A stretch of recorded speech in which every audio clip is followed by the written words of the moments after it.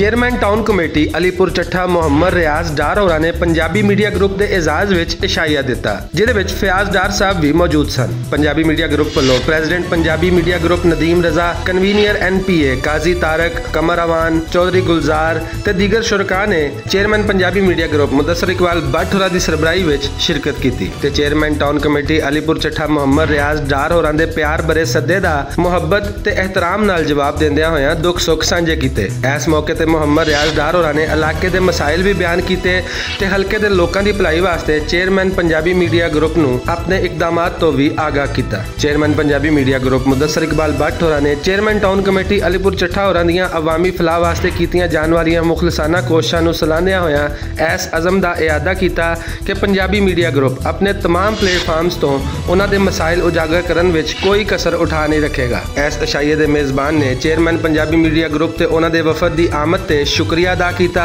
ਤੇ ਇਸ ਉਮੀਦ ਦਾ ਇਜ਼ਹਾਰ ਵੀ ਕੀਤਾ ਕਿ ਪੰਜਾਬੀ ਮੀਡੀਆ ਗਰੁੱਪ ਦਾ ਵਫਦ ਆਇੰਦਾ ਵੀ ਮੇਜ਼ਬਾਨੀ ਦਾ ਸ਼ਰਫ ਬਖਸ਼ਦਾ ਰਹੇਗਾ। ਕੈਮਰਾਮੈਨ ਜ਼ਿਸ਼ਾਨ ਭੱਟ ਦੇ ਨਾਲ ਅਸਗਰ ਅਲੀ, ਭੁਲੇਖਾ TV, ਅਲੀਪੁਰ ਚੱਠਾ।